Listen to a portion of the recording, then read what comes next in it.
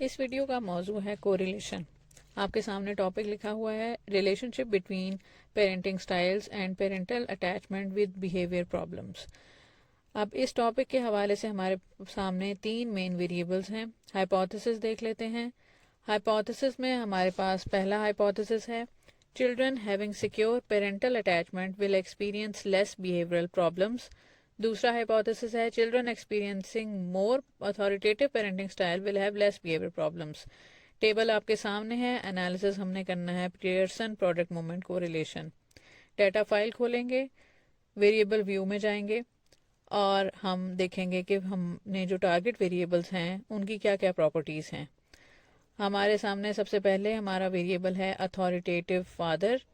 ये scale variable है यानी कॉन्टीन्यूस वेरिएबल है। फिर अथॉरिटेटिव मदर है। अथॉरिटेटिव मदर भी कॉन्टीन्यूस वेरिएबल है। फिर ECBI इंटेंसिटी है, ये बिहेवियर प्रॉब्लम्स का स्केल है, ये भी कॉन्टीन्यूस है।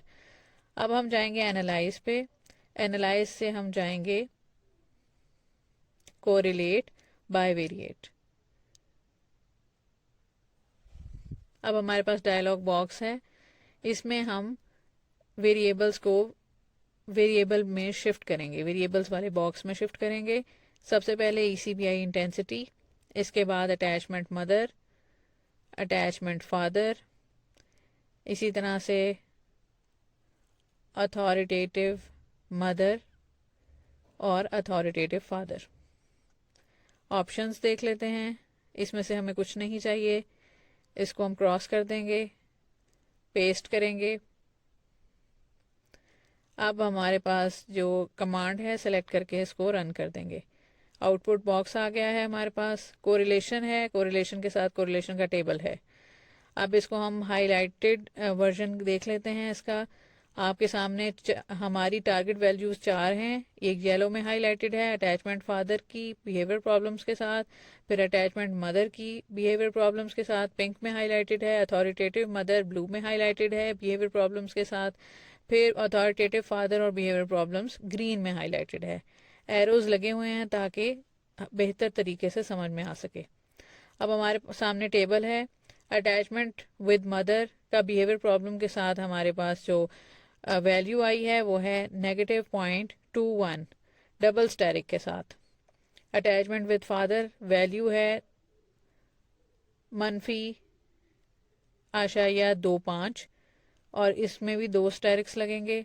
इसके बाद हमारे पास अथॉरिटेटिव मदर है, इसकी वैल्यू है -0.02। इसके साथ कोई स्टेरिक नहीं है। उसके बाद अथॉरिटेटिव फादर का आ जाएगा -0.08 और इसमें भी कोई स्टैरिक नहीं है। अब 2 स्टैरिक्स जहाँ पर लगे हैं वो सिग्निफिकेंट रिलेशनशिप है, स्टैरिक्स के बगैर वाला जो रिलेशनशिप है वो सिग्निफिकेंट नहीं है। अब हम इसको लिख लेते हैं डबल स्टैरिक। इसका मतलब है कि P is less than 0.01।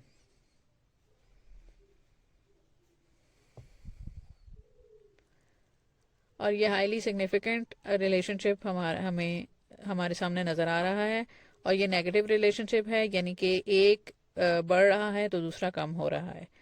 99% confidence interval है इसका।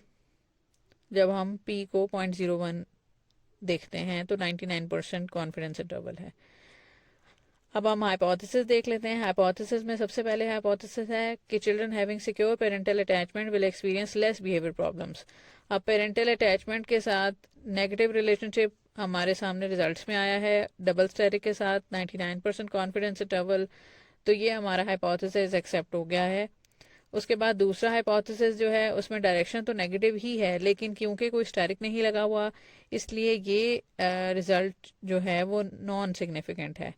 तो हमारा हाइपोथेसिस जो है वो रिजेक्ट हो गया है, लेकिन डायरेक्शन इसकी डिजायर्ड या प्रपोज डायरेक्शन के अकॉर्डिंग ही है। तो हम ये मेंशन कर सकते हैं कि direction is according to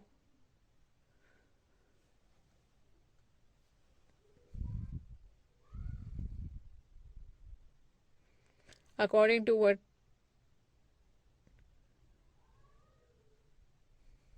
what has been proposed in hypothesis.